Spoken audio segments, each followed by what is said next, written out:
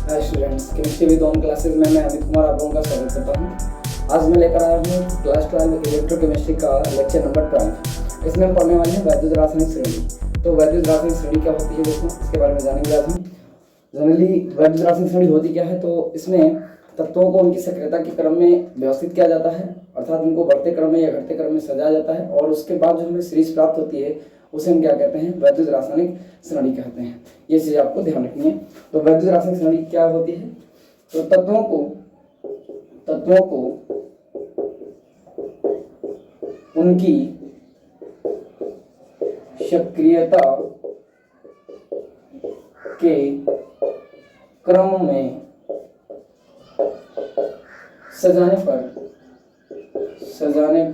सजाने पर या व्यवस्थित करने पर, क्रम में सजाने पर प्राप्त श्रेणी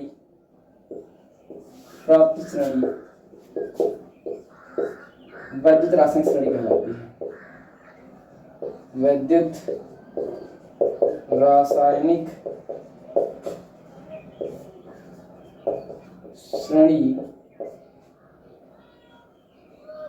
श्रेणी कहलाती है।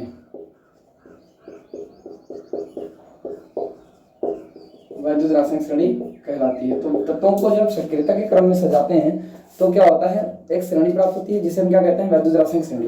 होता है क्या इसमें मानक इलेक्ट्रॉन विभव के क्रम में तत्वों को देखा जाता है। जिसका मानक इलेक्ट्रॉन विभव सबसे कम होता है उसको हम सक्रिय कहते हैं, और जिसका मानक इलेक्ट्रॉन विभव सबसे ज्यादा होता है, पॉजिटिव में होता है, वो क्या होता है, वो सबसे कम सक्रिय होता है।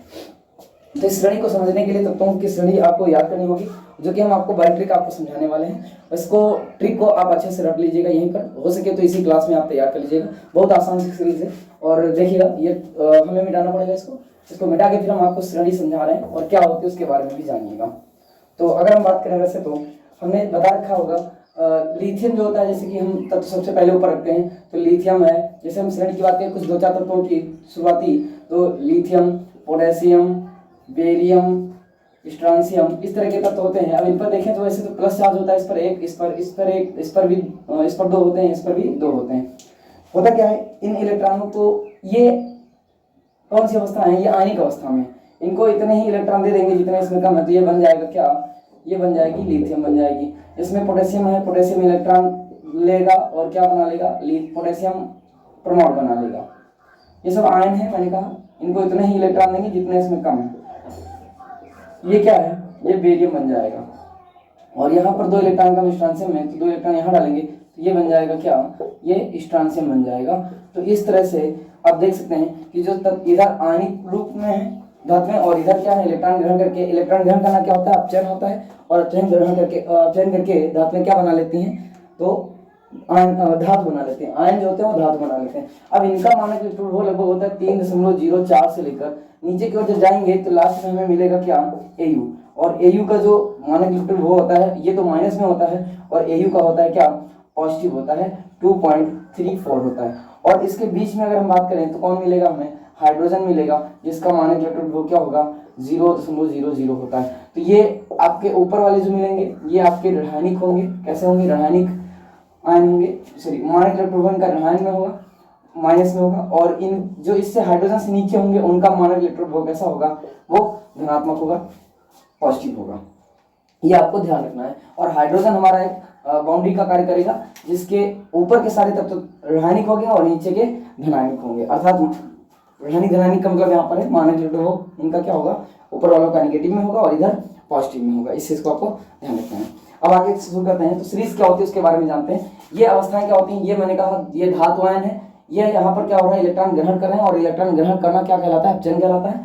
और यहाँ पर क्या बना रहे हैं, धातु बना रहे हैं। ये इसका मानक इलेक्ट्रॉन हो जिसको हम E0 से लिखते हैं। किससे लिखते हैं, E0 से लिखते हैं। तो ये धातु आयन, ये इलेक्ट्रॉन ग्रहण करके ऑक्सीकरण अपचयन कर रहे हैं, और अपचयन करके ये अपचायक रूप में लिथियम दे रहे हैं। तो इस तरह से एक श्रेणी हो जाती है, प्राप्त होती है। इस श्रेणी को हम देखेंगे अब ट्रिक के माध्यम से। तो ये ट्रिक क्या है उसको ध्यान दीजिएगा आप लोग।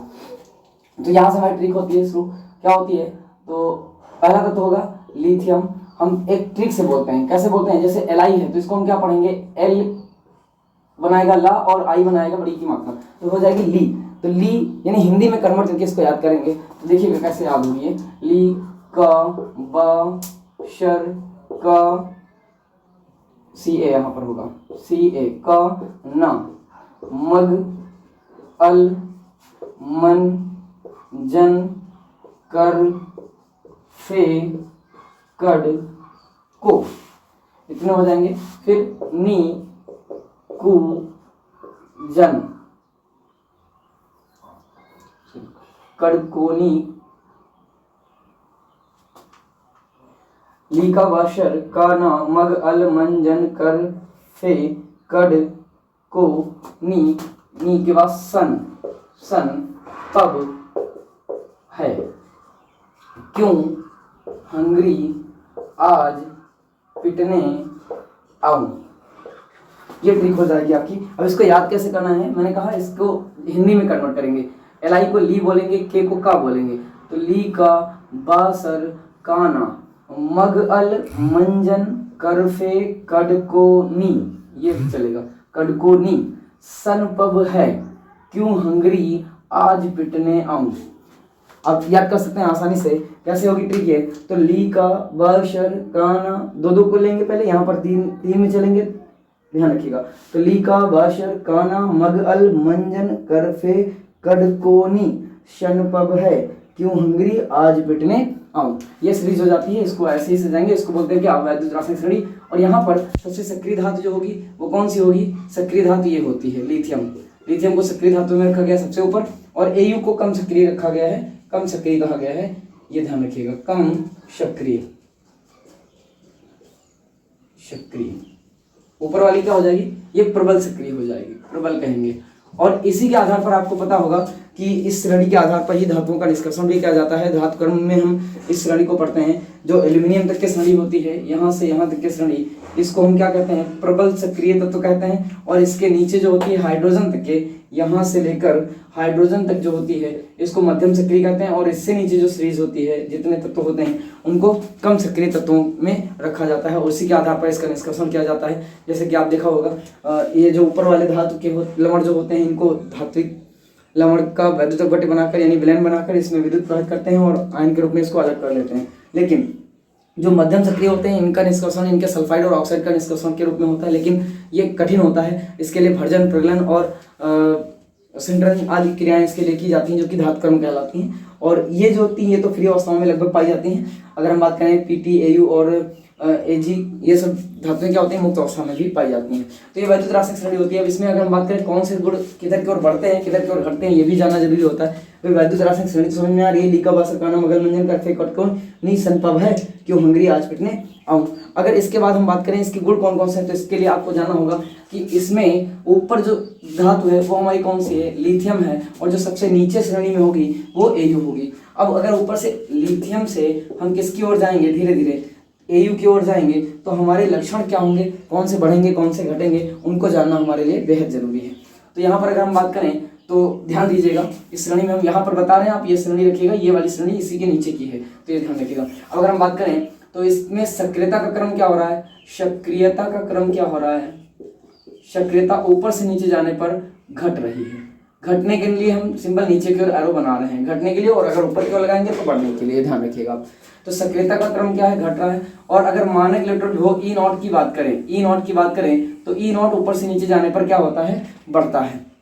ऊपर से नीचे जाएंगे तो ई नॉट क्या हो जाएगा, माइनस से प्लस होता जाता है। मैंने कहा ना, इसका 3.0 है, माइनस में 3.04 है। और जबकि नीचे जाएंगे तो इसका कितना हो जाएगा, इस एयू का हो जाता है 2.34, कैसा, पॉजिटिव हो जाता है। ये ध्यान रखिएगा आप। तो मानक इलेक्ट्रॉन विभव क्या हो गया और सक्रियता क्या हो गई, ये आपको समझ में आ गया। इसके अलावा आपको हम धातु और अधातु, क्योंकि आपको पता है ये ऊपर जो है वो प्रबल धातु में गिनी जाएगी और ये जो है कम सक्रिय धातुओं में गिनी जाएगी। तो धात्विक और अधात्विक गुण अगर हम जान लेते हैं तो ये श्रेणी पढ़ना आसान हो जाता है। इसलिए आप धातु और अधातु के गुण पहले जानिएगा। तो हम एक तरफ लिख रहे हैं क्या, धातु, और दूसरी तरफ लिख रहे हैं क्या, अधातु।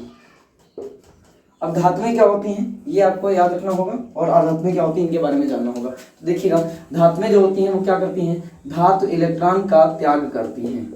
क्या करती हैं, त्याग करती हैं। और इलेक्ट्रॉन त्याग करके क्या बना लेती हैं, धनायन बनाती हैं, धनायन बनाती हैं। और धनायन अगर बनाती हैं, जो धातु इलेक्ट्रॉन त्याग करती है उसका क्या होता है, ऑक्सीकरण होता है। क्या होता है, ऑक्सीकरण होता है।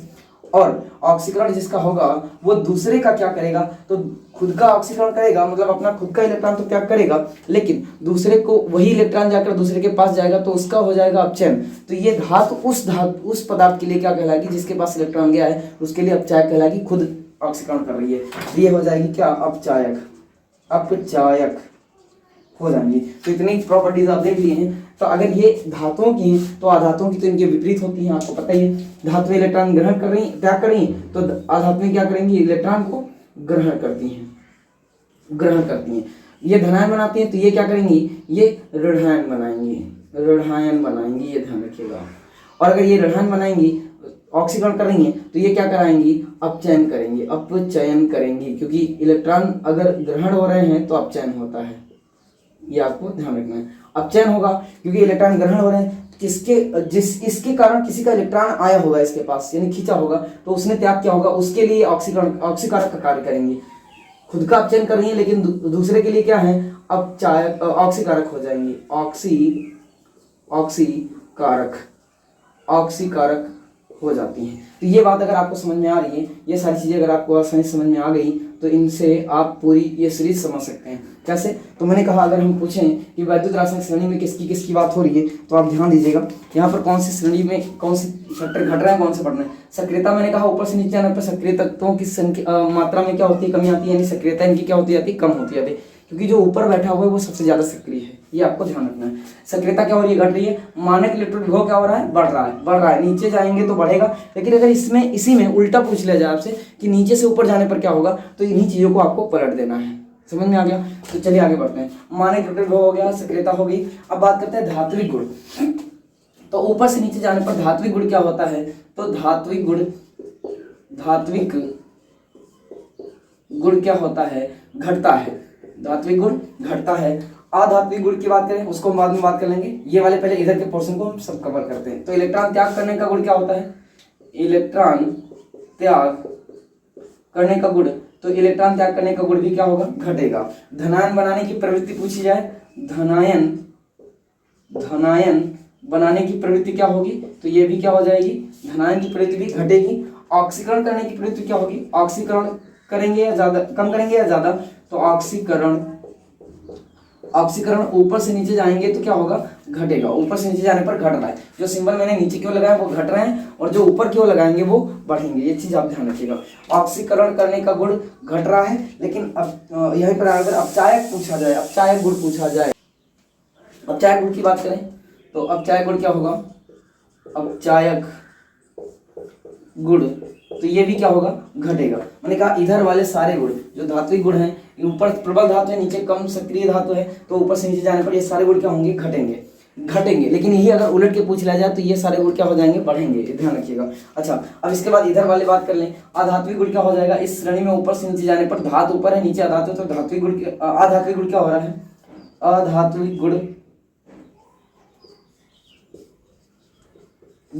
क्या हो रहा है, तो अधात्विक गुण बढ़ रहा है। दूसरी बात करें, इलेक्ट्रॉन ग्रहण करने का गुण क्या हो रहा है, इलेक्ट्रॉन ग्रहण करने का गुण भी बढ़ रहा है। ऋणायन बनाने की प्रवृत्ति क्या हो रही है, ऋणायन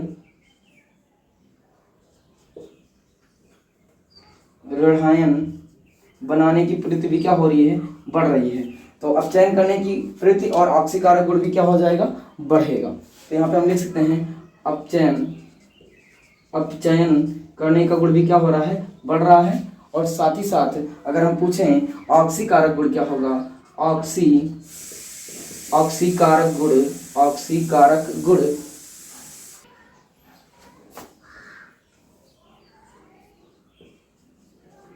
तो ये भी क्या होगा, बढ़ेगा। मैंने कहा ऊपर से नीचे श्रेणी में अगर आप जाओगे तो आपको ये गुण क्या होंगे, बढ़ते हुए मिलेंगे। जितने मैंने अधातुओं के गुण बताए ये बढ़ेंगे, और ये धातुओं के गुण क्या होंगे, घटेंगे। ये चीज आपको ध्यान रखनी है। इस तरह से आपको आसानी से वैद्युत रासायनिक श्रेणी याद हो जाएगी। मैं फिर से एक बार रिवाइज करा रहा हूँ, ली का ब शर काना मग अल मंजन।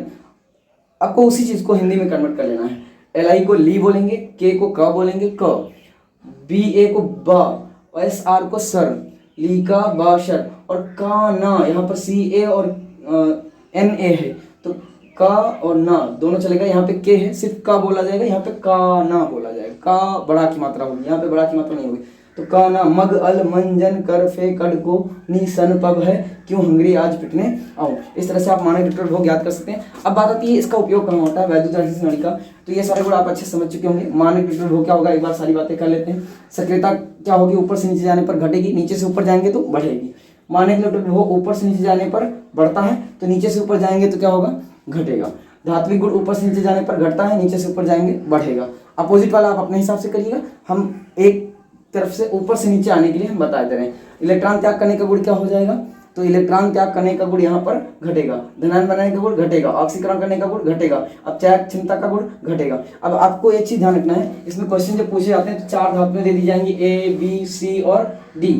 इनके मानक इलेक्ट्रोड विभव क्रमशः दिस होते हैं, उनको अपचायक क्षमता के क्रम में या ऑक्सीकरण क्षमता के क्रम में सजाइए। तो इस तरह से जो क्वेश्चन आते हैं इनको कैसे आप करेंगे, तो इनको ध्यान रखना है आपको कि यहाँ पर जो धात्विक क्रम दिया गया है इनका मानक इलेक्ट्रोड विभव, ये मानक इलेक्ट्रोड विभव को आपको असेंडिंग ऑर्डर में या डिसेंडिंग ऑर्डर में सजा लेना है। अर्थात हमने जैसे बता रखा है कि ये सारे गुण ऊपर से नीचे जाने पर क्या हो रहे हैं, ऐसे बढ़ रहे हैं, घट रहे हैं। तो इनको जब धात्विक ये मानक इलेक्ट्रोड विभव आप सजा लेंगे तो आप किधर सजाएंगे, माइनस से प्लस की ओर सजाइएगा।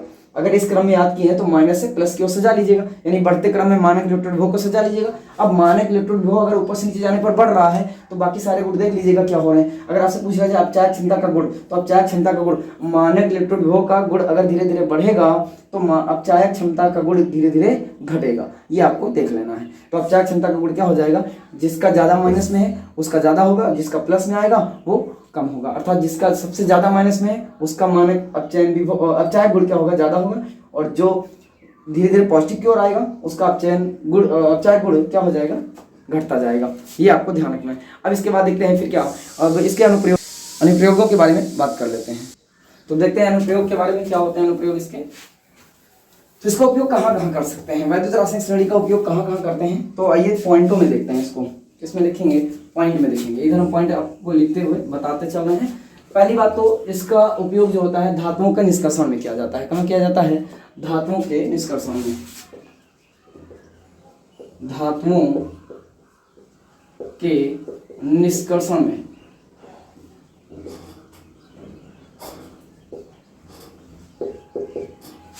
धातुओं के निष्कर्षण में। नंबर 2 धातुओं का निष्कर्षण हो गया। नंबर 2 हो जाएगा गैसों के निर्माण में, गैसों के निर्माण में। अब ये गैसों का निर्माण कहाँ होता है, तो जब हम कोई वैद्युत अपघट्य लेते हैं उसमें वैद्युत प्रवाहित करते हैं तो उसमें से गैसें निकलती हैं, जैसे क्लोरीन की बात कर लें, ऑक्सीजन की बात कर लें और हाइड्रोजन की बात कर लें। ये इलेक्ट्रोडों पर निकलती हैं, कैथोड पर और एनोड पर। मैंने बता रखा है कैथोड पर कौन सी गैस निकलती है, एनोड पर कौन सी निकलती है, कैसे निकलती है, इनके बारे में मैंने बात कर रखी है।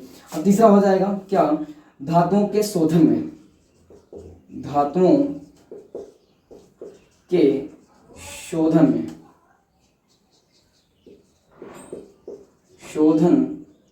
में, तो इनके शोधन में भी इसका उपयोग हो जाता है। नेक्स्ट पॉइंट हो जाएगा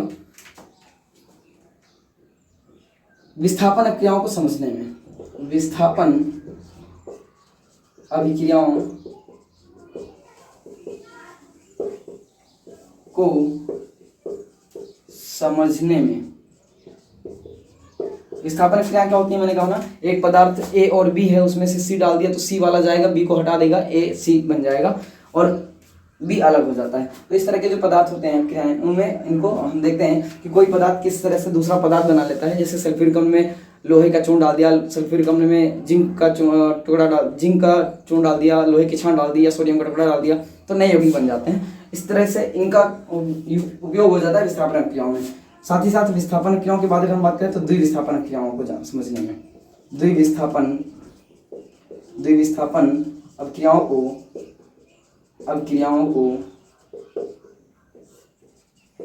को समझने में। तो द्विविस्थापन क्रिया क्या होती हैं, दोनों आयनिक जो यौगिक होते हैं उनकी अदला बदली आयनों की हो जाती है, तो उसको समझने में कौन सा आयन किसको हटा पाएगा, किसको नहीं हटा पाएगा, ये चीज होती है। और अगला हो जाएगा विद्युत शेल के निर्माण में। विद्युत शेल का निर्माण कैसे करते हैं, बैटरियां कैसे बनाते हैं, अगला हो जाएगा बैटरियों के निर्माण में। बैटरी के निर्माण में, बैटरी के निर्माण में, ये हो जाएगा। और इसके अलावा अगर हम बात करें तो यहाँ से वैद्युत वाहक बल, या ये कह लीजिए कि इलेक्ट्रोड विभव को ज्ञात करने में, इलेक्ट्रोड विभव की गणना करने में, इलेक्ट्रोड विभव, इलेक्ट्रोड विभव ज्ञात करने में, ज्ञात करने में वैद्युत रासायनिक सेल जो होती हैं उनका इलेक्ट्रोड विभव भी इससे ज्ञात किया जाता है। तो ये सारे प्रक्रम हो जाते हैं, इनका उपयोग इस तरह से किया जाता है। और साथ ही साथ ऐसी धातुएं, जब ये हम प्रोसेस समझ लेते हैं तो जो वैद्युत रासायनिक सेल होती हैं इनसे हम वैद्युत लेपन भी करवा सकते हैं। तो वैद्युत लेपन भी इसका उपयोग होता है, इसमें होता है वैद्युत लेपन में भी उपयोग होता है। तो यहाँ पर हम लिख दे रहे हैं वैद्युत लेपन करने में।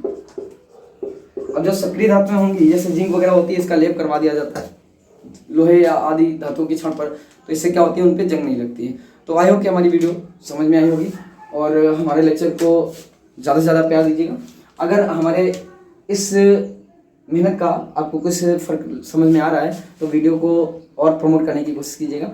और आपके लिए इस चैप्टर में मैंने सारी चीज़ें, लगभग कंटेंट आपको दे दिया है। इस चैप्टर में अब कुछ ही चीज़ें बची हुई हैं और इसके बाद फिर अगला चैप्टर हम कोई नेक्स्ट चालू करेंगे। हालांकि विलयन अभी मैंने नहीं पढ़ाया है, मैंने वैद्युत रसायन ही शुरू किया था। तो वैद्युत रसायन के सारी सीरीजों और सारा लेक्चर जो है आपको हमारी प्लेलिस्ट में मिल जाएगा। तो तब तक के लिए थैंक यू, गुड बाय।